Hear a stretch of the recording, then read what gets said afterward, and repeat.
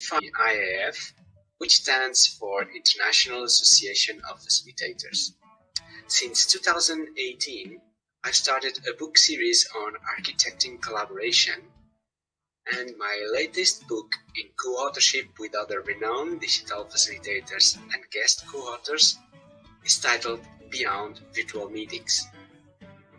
It's all about the importance of the digital tools that can extend and augment the power of you as a facilitator and a meeting host in a virtual online meeting, but also on the hybrid meetings that are going to be so much needed in this post-pandemic era. Along with my PhD colleague Martin Duffy, we host Talk to Your Meeting Doctors, a regular series of hosted conversations with meeting experts that can advise you about how to transition to this new normal and take advantage of this incredible once-in-a-lifetime opportunity to make the organization of your meetings more sustainable. Please stand by as our show begins momentarily.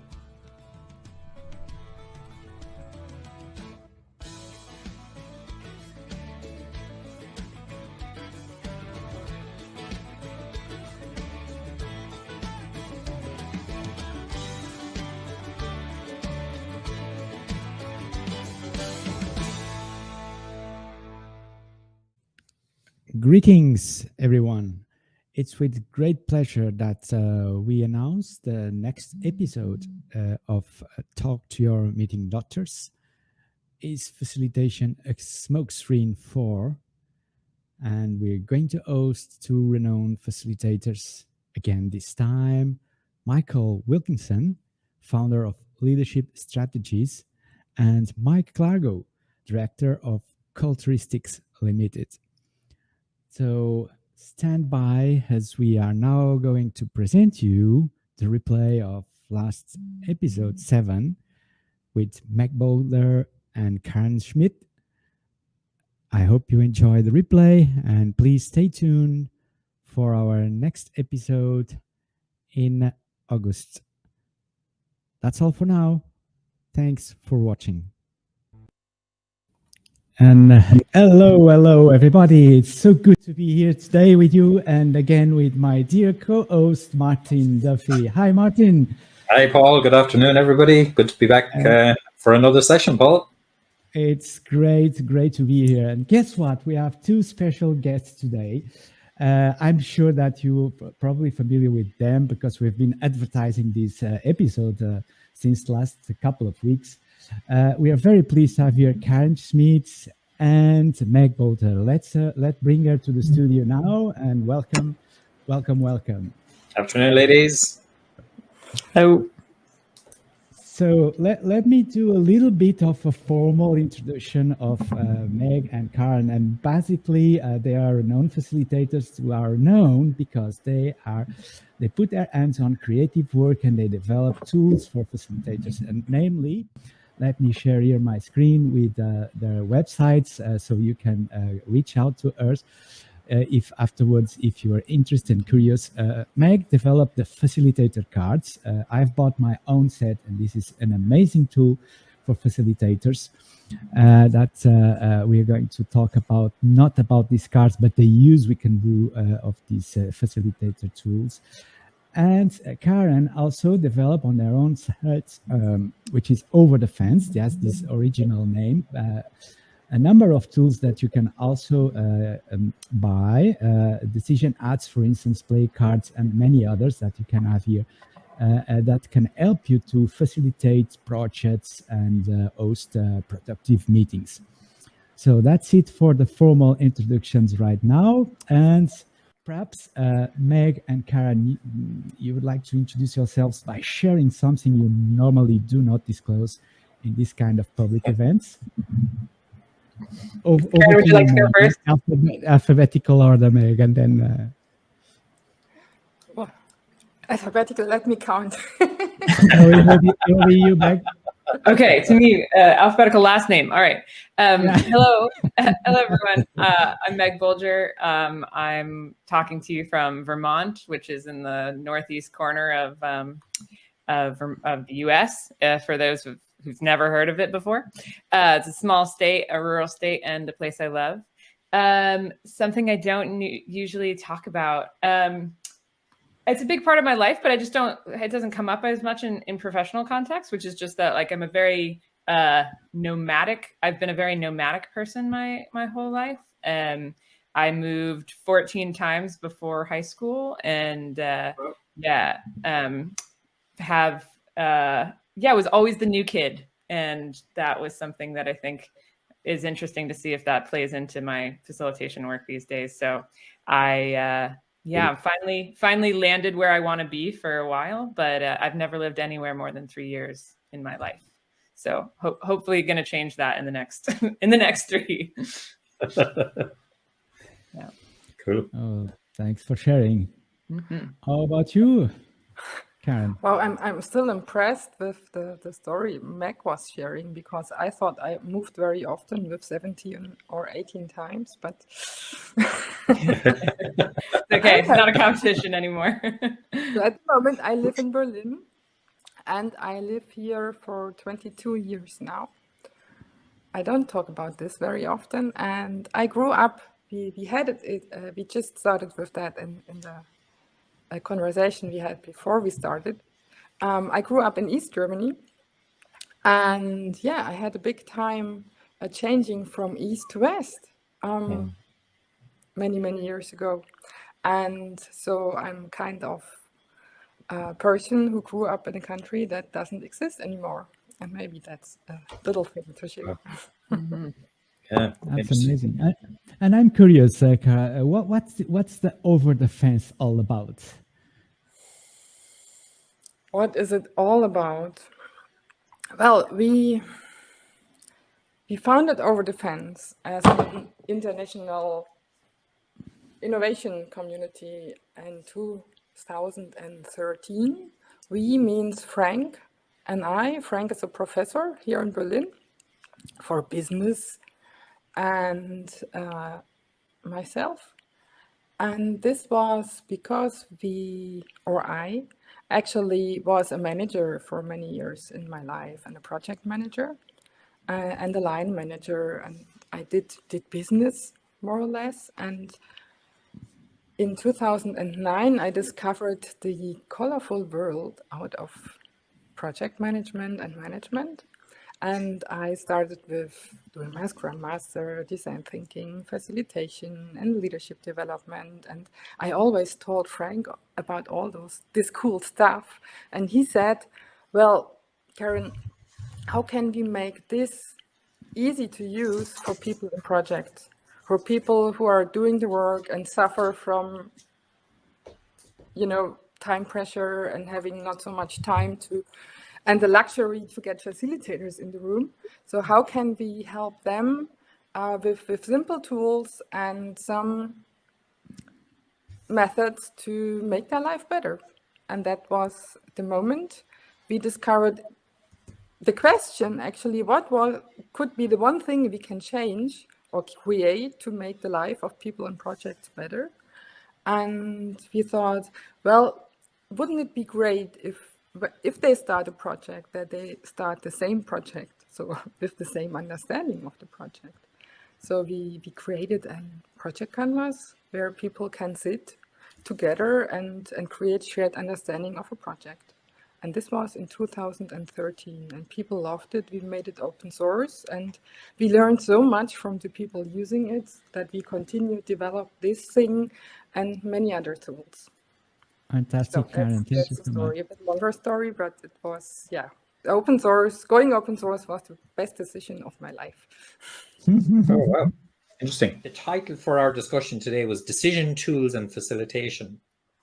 And I kind of reflected a little bit on that just before we came on air, and I was thinking they're two potentially very similar ideas, but equally they're potentially really different ideas. And the whole theory around decision making. I'm not convinced that decision making is quite as open and clear cut as everybody might like to think that it is.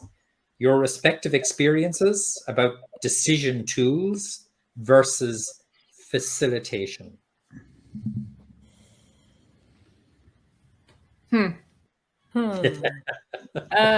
Well, it's an interesting, there's lots of places you could go with it. I'll just maybe start with where my brain went first. So I was working with a group of folks that lead union meetings. They try to unionize their colleagues, or they're working to unionize their colleagues.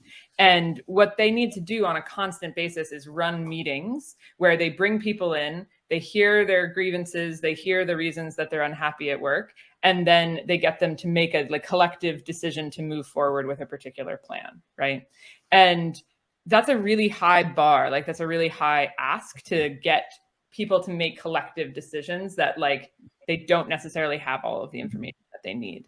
And some of the things that we talked about was just what are the kind of different steps and stages in order to make a decision. So one of the things with one of the ways that facilitator cards are set up is that they're color coded, and the last set of cards is the red cards. These are the decision making tools. This is how you make a final answer. We want to come down to one final vote, or we want to identify all the next steps or whatever. And sometimes something I often say to people is that if you skip all the things if you skip surfacing the emotion within the group and understanding where people are at, if you don't get their input into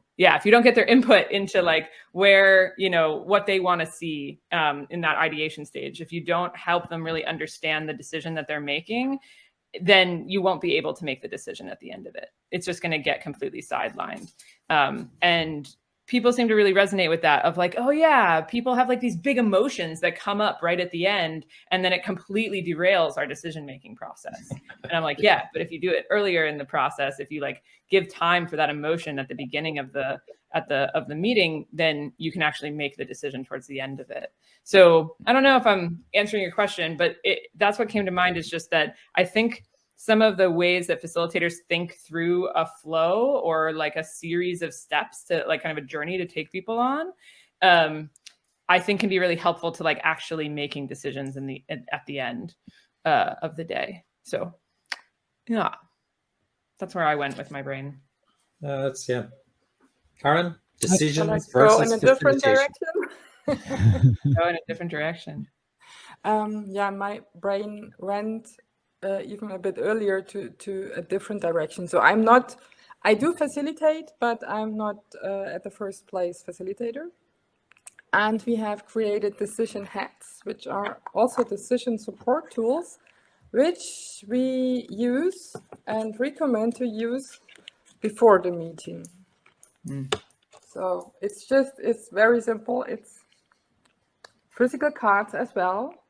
And they contain, I just show them like this, 6 roles in a decision-making process. So we look, and what we mean by decision-making process is some person needs a decision, a bigger decision probably, where other people are influenced by. And those are the people you probably talk with when preparing your meetings, to facilitate. And the decision roles help you to sort out the stakes people do have in a decision-making process. And they help you to find the right meetings actually to be facilitated.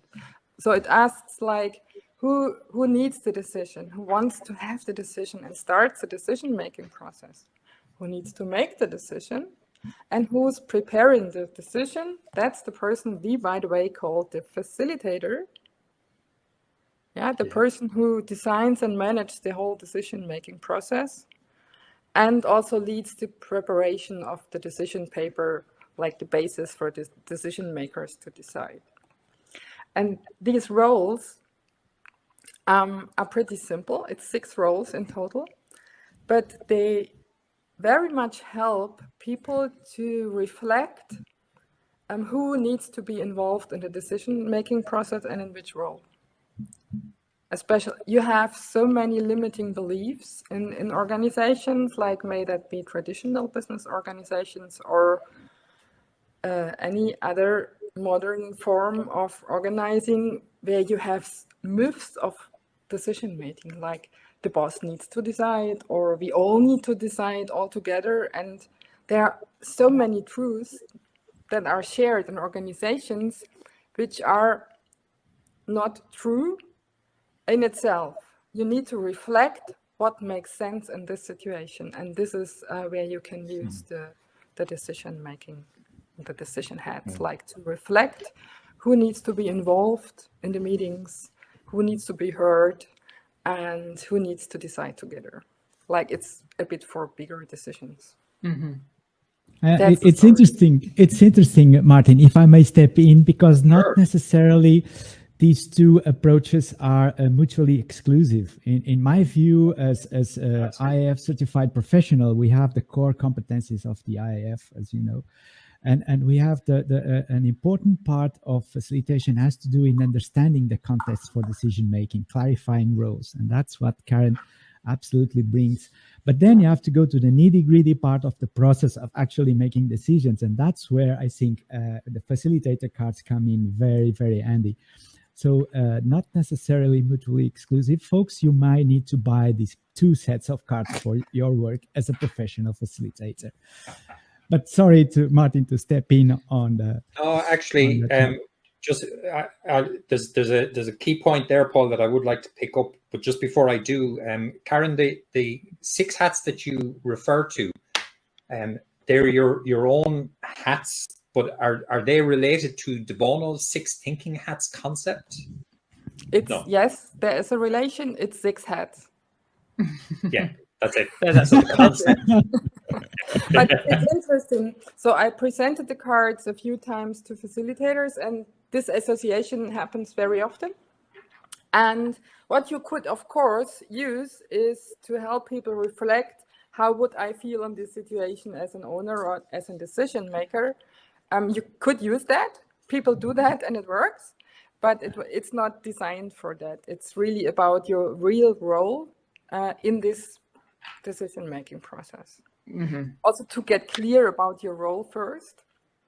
And, you know, the facilitator hat I showed, that's the hardest part, because this is the person who needs to find out what decision makers need to know before making the decision. And this is the person to think which experts to be involved and what kind of formats and workshops you need to make in order to get to the decision. Yeah. And of course, you can also use them in workshops. And this is really fun because you work with shared assumptions or individual assumptions. If you come in a room, if you have your customer was convinced we need to make this decision together.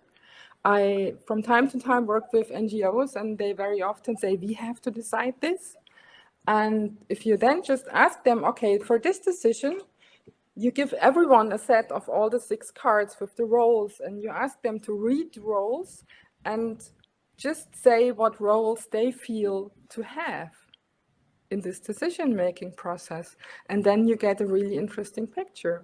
Then you get a picture that not everyone wants to decide. Then maybe people want to be involved in different ways in this process. And you can participate in different ways. You don't have to make a decision. You don't have to make the decision altogether. In some cases, it can make sense. I'm not saying it doesn't make sense to decide altogether. It's just to find out what makes sense for the situation and for the people. Yeah. We have here a manifesto for the slow thinking, Martin. Have you noticed this? Manifesto of for slow thinking. That's something that you're asking. Sorry about interrupting you. There's a common thread that both of you have drawn on there. One is process, so decision-making process as opposed to decision. And the second point that both of you emphasized was emotion and the power and its significance and the importance of emotion. Can you speak to either or both of those ideas in your experience of facilitation and decision-making? Which comes first, which comes second? What's the weighted importance of the two? So decision-making process versus emotion. I think my thought is that emotion is always part of the process, and that people, a lot of times we want it to be removed. We're just like, let's make a rational decision here, right? And sometimes that's really needed, or like that's personal like stake in it, or history that is no longer relevant but is still like affecting your experience of whatever it is. Like all of that can be desired to be put aside, right? But a lot of times people, I think, want to ignore that we are emotional beings, and that like we are emotional creatures, and would just like to be able to be like, yeah, but just like turn that off and make this decision. And I think that's a really ill-advised way to go. So to me, something I just often talk about is like, you need to make some space for it in the process. Like it needs to be involved. It doesn't need to be driving the process. There's Elizabeth Gilbert, who wrote Eat, Pray, Love, and a book I love called Big Magic. She talks about like, fear is something that is always with her in her creative process. And she doesn't say that like fear can't come along, but it can't drive the bus. And to me, like there are going to be decisions where actually like emotion is like maybe the reason to make that call, where somebody's like, it just doesn't feel right. And you're like, okay, that's actually the best reason not to do it. And there's other times where it's like, I really need to be able to put aside the things that are coming up for me so that I can see this clearly. And knowing when that is true and when it's not is important. And to me, like emotion will always come along, but there's some times where it shouldn't drive the bus. Yeah. Interesting. Then I would like to say something about process and maybe then connect back to the emotion part. For me, process is one of the words. At Over Defense, process is one of the words which is used very differently in different professions. For facilitators, process more or less is the flow of the meeting, the opening, the ground zone, and the closing. But you do have this also on the more abstract level, like a bigger process with many meetings with all the same structure, more or less. It's depending on what's the outcome. Is it a creative process or not? And then you have the business process, which creates a result, and many people are involved. And we are kind of juggling between all them and connecting them together. So the decision-making process is, I think, closer to the facilitator's perspective of a process. Yeah. But you need to manage, like create a decision paper and do stuff. You need to produce something so that people have something in their hands in the end. And the facilitator in this process, which is not necessarily an external facilitator, but an internal person who needs to manage, who also manages the whole process. I think it's an emotional challenge, if you would like to call it that way. And this person has a lot of power in preparing the decision, because they finally decide which information goes in the decision paper, with whom to talk, and so on, and who to choose to involve in this kind of preparation process for a decision. And sometimes if those facilitator person in a decision-making process is also an expert in the topic, then they can consciously or unconsciously just apply fast thinking. Now I integrate the picture Paul was showing for the manifesto for the thinking fast and slow. So we are all trapped in our perception by our professional perspective on the world. For example, many things. We at Over Defense have used this approach also by Daniel Kahneman, thinking fast and slow, and made what we always do to make it really simple for people to get a visual reminder. And so that we say, if you work beyond the routine, that means you don't do what you always do, and you have are in front of a novel challenge. So you need to leave your routine and find a process you didn't know before. Maybe it exists, but you need to invent something to get a good result. And that's what we mean working beyond routine. And in that case, we value questions before answers, observations before evaluations, change of perspective before point of view, and self-reflection before criticism. As a facilitator, this all may be, or probably certainly is, very familiar to you.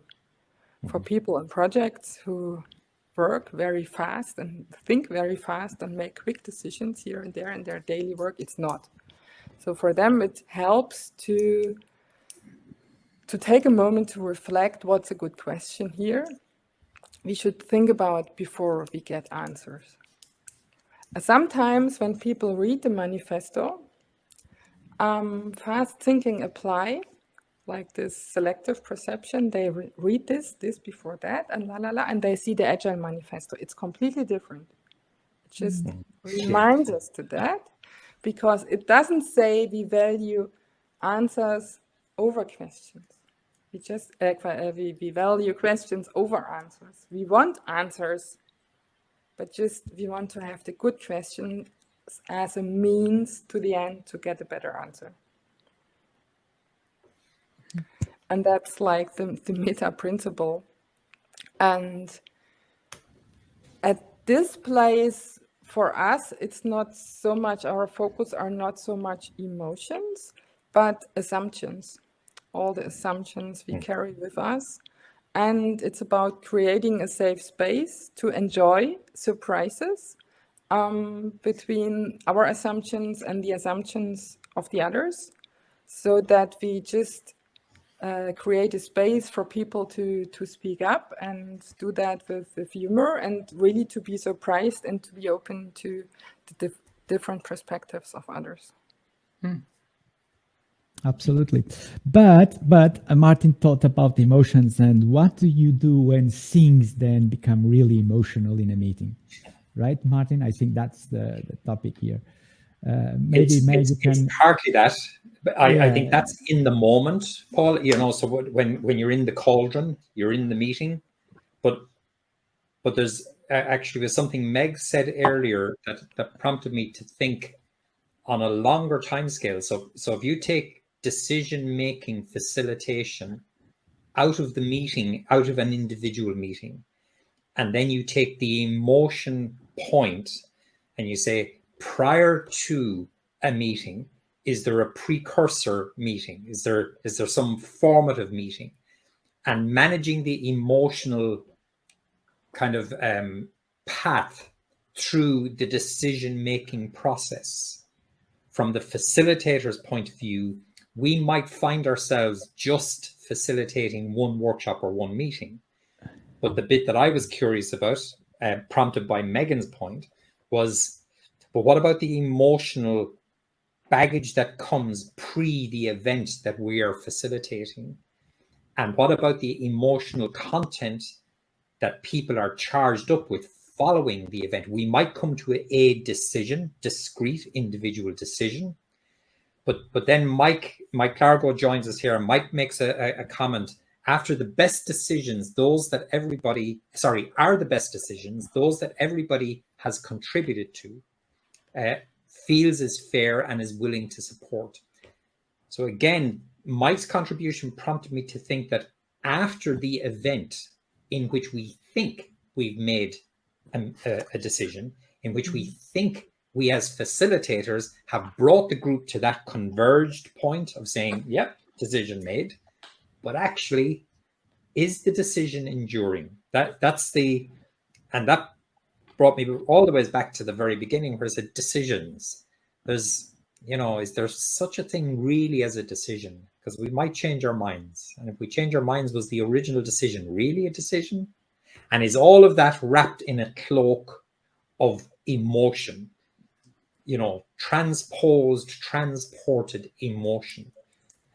So is our central theme or topic here not about decision-making tools and not actually about decision process, but is it about managing emotion over time and over events, so that, as Mike says, we bring everybody along to a shared sense of outcome or shared sense of purpose and further engagement.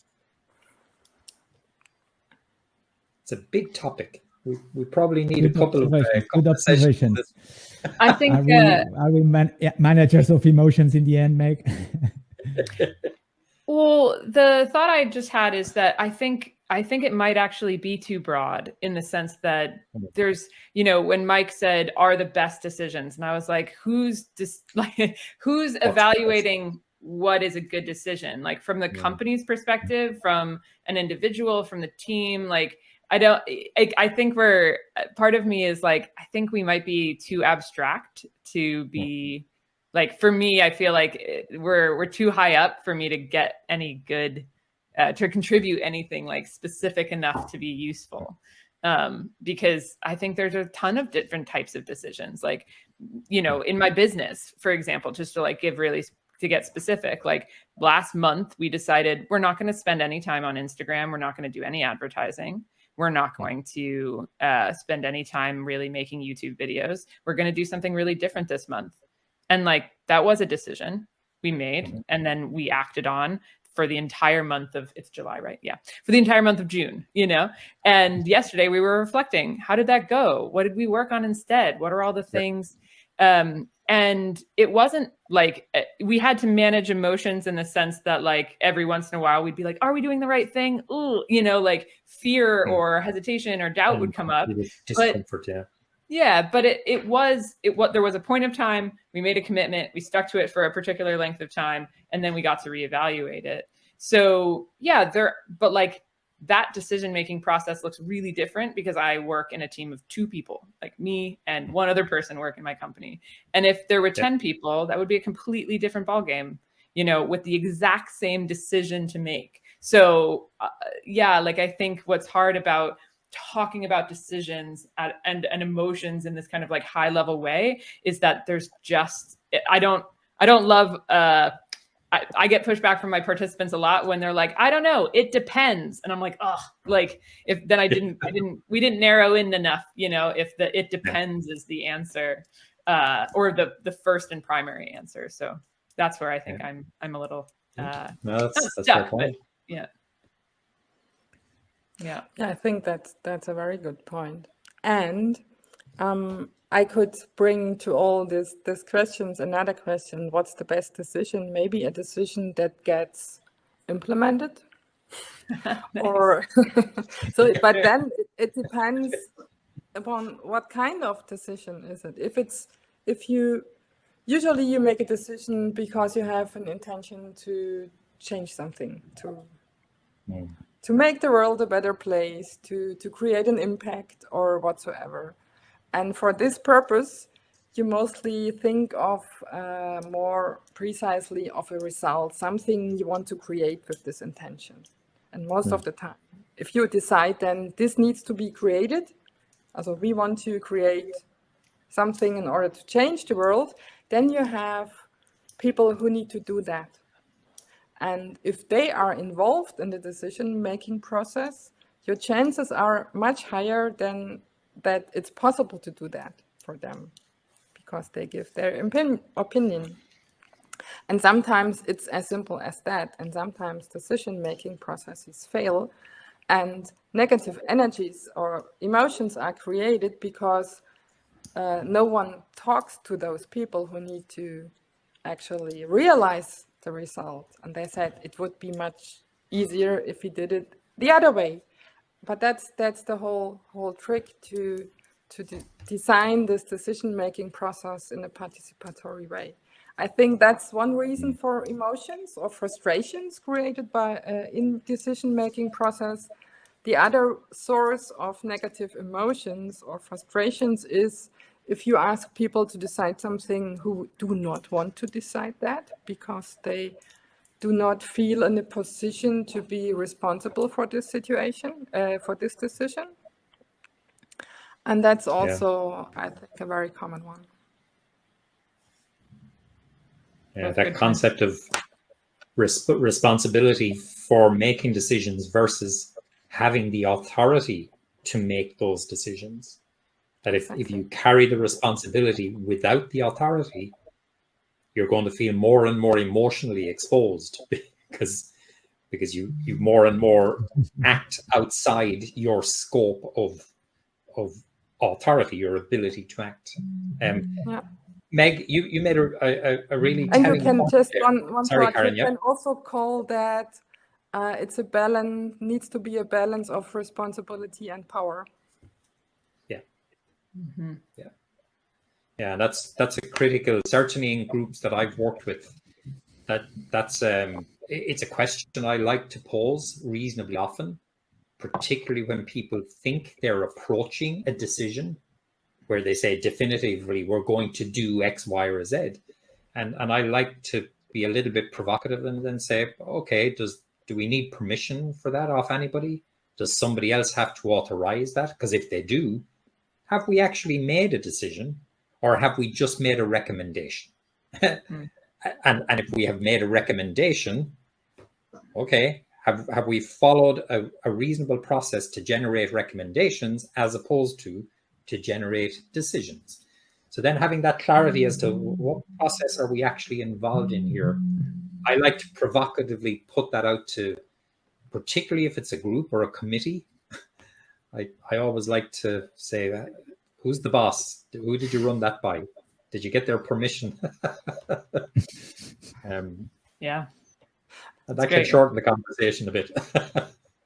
And the recommendation can be so much valuable, but you would really probably create it in a different way, because if you have a diverse group of experts in the room who do a recommendation, do they need to have a consensus on what is the recommendation? Maybe they have different perspectives. Maybe they can give different recommendations and just hold this that they don't fit together. Yeah. Do they have to convert the thing? I would question. Yeah. I like those. And lots of emotions there. Yeah, and you know, certainly if you find yourself thinking initially, you're in the decision-making space. But when you work it through, you're discovering actually we're more in the recommendation space. You then might want to backtrack a little bit and say, well, if I'm going to recommend something, I might need to put forward, well, what options did I actually consider? What weighting did I give? And why am I reaching this recommendation? Because the expectation with a recommendation, I'm guessing, would be, well, it's going to be accepted. But if you want it to be accepted, so if it's tantamount to a decision, but not an actual decision, say, okay, then you need to kind of stand it up a little bit. You need to justify it, back it up. And now back to your point, Karen, does that mean, so if you're explicitly going in to create recommendations, might you just re-engineer the process to get you there? Because the outcome is going to be different to a hard-nailed or a hard-nosed actual decision point. And the emotions are different. Mm-hmm. Yeah, absolutely. People can give advice as experts. Yeah. And won't be held accountable for this decision. Yeah. It's different, isn't it? Absolutely. Yeah, I like these. I think this line of questioning is an interesting one, or a worthy one, of just recommendations versus decisions. And the maybe like meta point, or the kind of like high level thing, is just like people want to know what it is we're really doing here. You know, I think there's a lot of meetings that people are like, okay, what is it you want? You want me to just sit and learn or listen? You want me to participate? You want me to give my opinion? You want me to share my emotion? Like, tell me how to show up. And I feel like that is like a really beautiful thing that facilitators can do, is to genuinely help people understand like what is it that we're trying to do here. And I think managing expectations and being clear on like what the outcome's impact is really going to be is really important. You know, I spent a lot of time doing social justice, DEI work, diversity, equity, and inclusion work. And there were times where I would have conversations with people and they were like, well, we need to do this. We need to do this. And I was like, okay, let's say in 6 months, we come to a bunch of conclusions about all the things you need to change in your organization. Is there any space for you to do that? Do any of you have extra time in your jobs to make changes? And they're like, oh my gosh, no, we are all maxed out, 100% maxed out all the time. We barely have time to make this committee meeting work. And I was like, so the committee can't ask you to do anything. Like, it can't ask you to do anything. There's no space in the system, you know? And so I was like, until there's space in the system, or, you know, the recommendations are going to be give everybody 20% less responsibility so that we can actually make some shifts. We don't need to do the whole process, because you just told me no matter what decision we come to, you won't have the ability to implement it. And I was like, I think we just saved 6 months of time in a single phone call, because we got to the end of it where I said, can you implement any change? And they said, no. So why bother have the conversation? Yeah. And, you know, as somebody who's a process geek, right? Like, I love process. I think process is fascinating. I think it's something that, like, wow, like you can do this and people will show up in this way, and you could do it a completely different way and the outcome would be completely different. Like, that's just something that, like, gets me jazzed and I nerd out about as a facilitator. But process can also be really, like, wasteful, you know, where you're like, you're just going through the motions because we need to be able to say we did. You know, and that to me is like a real sad waste of time, when it's like, it's okay to go through the motions and decide actually what we're doing is exactly what we need to be doing. Onward we go. But more like we need to do it because we feel bad not doing it, but we actually have no ability to make any substantive change from any place we land. That is kind of a bummer, you know, and I think that's where a process can get abused as like a release valve for the sake of releasing pressure. I don't know if that makes sense. Which is a very, very different purpose to what might have been originally intended. Yeah, when the purpose of, like, we're getting together to make big changes in our organization versus, like, we're getting together to talk about big changes we will absolutely never implement, but we can't tell you that flat out. That's really, I think that's facilitation as manipulation, you know? Okay. Amazing. We have a few minutes left for the show to finish. And Martin, have you seen Mike's suggestion on the comments? Should we address that with the guest speakers? Should we move on? Because it's kind of deep. I can bring the question of Mike here. Yeah. Just have a look at Mike's comment there. The facilitation tools. Ensuring left hand side of Karen's thinking, slow side, and to the moderating emotions through that. So tools could be a blessing for a facilitator, right? Sure. I mean, there's a host of places to go for tools, and it really depends on the type of tools you want, right? So I would say, Mike, there's a couple categories of tools, right? We both have talked about one, which is like card decks, and there's actually like a host of those out there, right? So like facilitator cards are, you know, processes that you can use, like individual structures that you can use when you're working with a group. Karen's cards, you know, the ones you showed us, I'm sure you have, there might be others as well, like help you understand the like role or mindset that you're in. There are a million sets of question cards.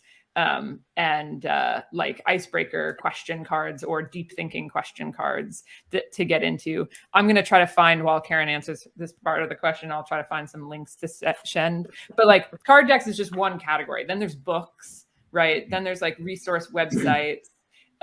So it depends on like, if you're like, I really need more structures to help my group move through a process.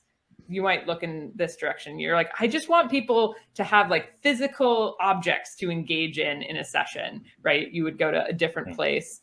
And if you're like, I want to get better at question asking, then I would also send you in a different direction. And knowing what of those things you actually want is maybe some of the hard part.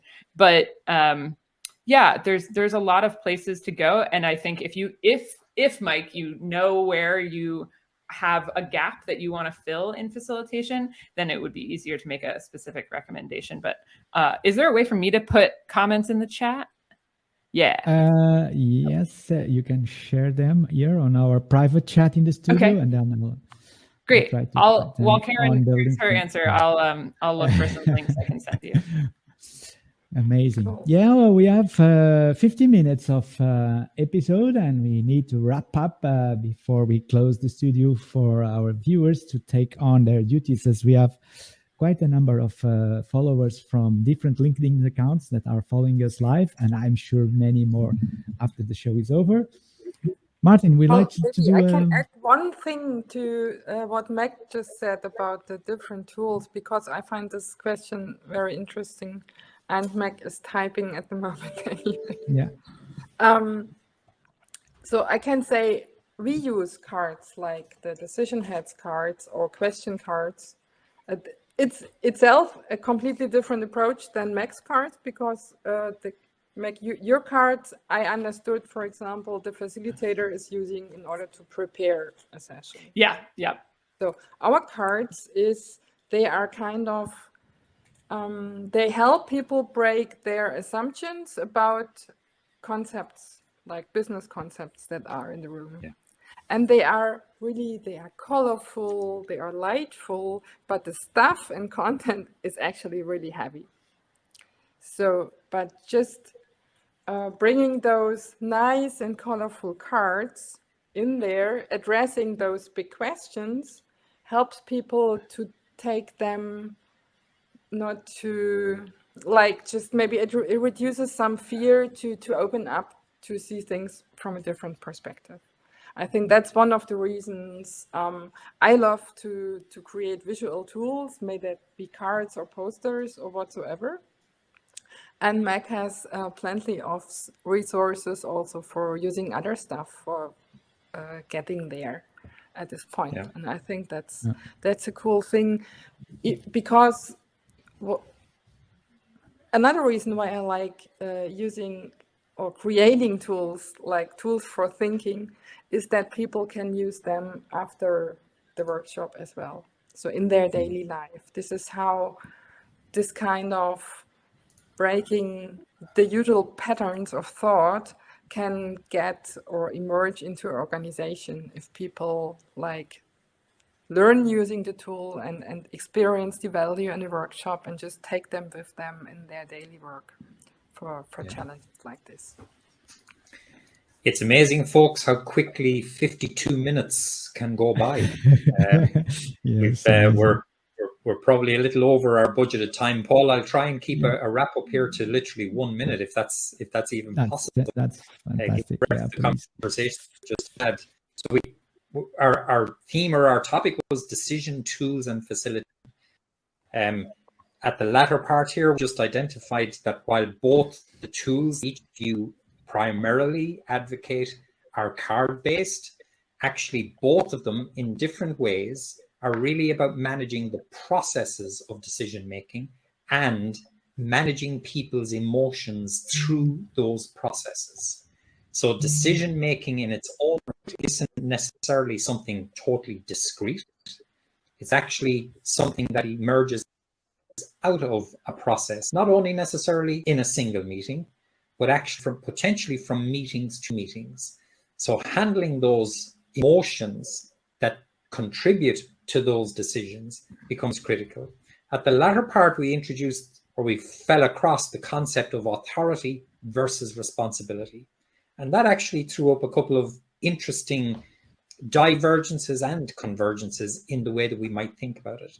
So depending on the level of responsibility that a group or an individual has versus the authority that they have to discharge those responsibilities, now might fundamentally change the way in which we plan as facilitators any process to manage the emotions, to bring them through their, let's say, engagements. Because now recommendations versus decisions might sound very similar, but actually they can be worlds in the process to bring people to those final parts.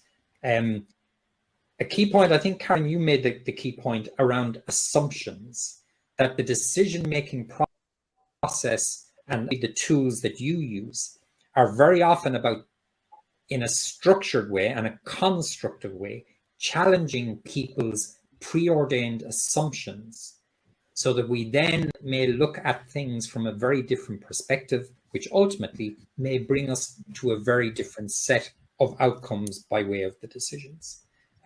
Conscious of time, Paul, I'll leave it wrapped up at that. And as always, I leave the final comment over to yourself. Thank you so much. But I would like to say the last word for our guests. I mean, the golden nugget from this conversation, Megan and Karen. What you take from this time we are spending together virtually? I think I'll be thinking about that decision versus recommendation dichotomy for a bit. So yeah, helping people get clear on whether they're making a decision or making a recommendation. And the sooner you know that in the process, the better you can aim it correctly or craft it correctly. Karen? Cool. Karen? I'm actually very inspired by Meg's passion for managing emotions during workshops, and I definitely need to get your cards. They're very useful. Yes, I hope that you can stay together in touch after this show, after this meeting. And thank you so much, dear viewers. Thank you, Mike, for your questions and comments. Stay tuned also for our next points of gathering. We are going to host on the Digital Collaboration Academy the digital facilitation boot camps in the summer. So watch our space here in the digitalfacilitation.eu, and also a transformation agent course that we're going to offer in September, also by applying digital tools for facilitation. I'm jazzed about this as I've discovered this expression today. Thank you so much for joining us here on the episode 7. We are going to have episode 8 in August, right, Martin? Episode 8 in Asker. So stay tuned here on the channels. And goodbye all. I'm finishing now with a video to say goodbye to our dear viewers. Thank you for joining, and see you soon. Talk soon.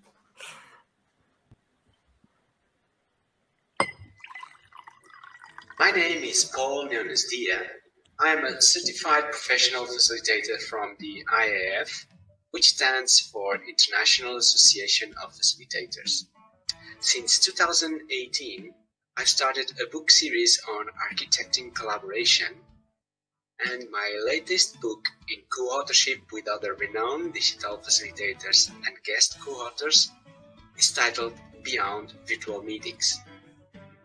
It's all about the importance of the digital tools that can extend and augment the power of you as a facilitator and a meeting host in a virtual online meeting, but also on the hybrid meetings that are going to be so much needed in this post-pandemic era.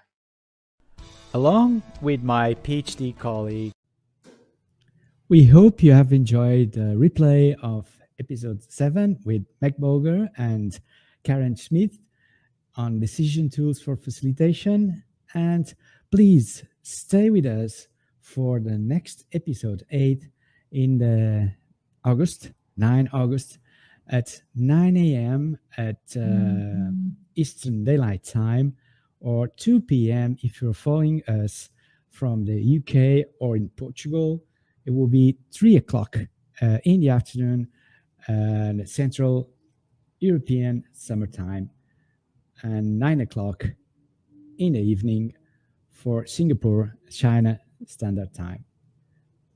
Please follow us on LinkedIn and stay tuned for the next episode in the month of August. Goodbye for now. I hope you enjoyed. Talk to your meeting doctors.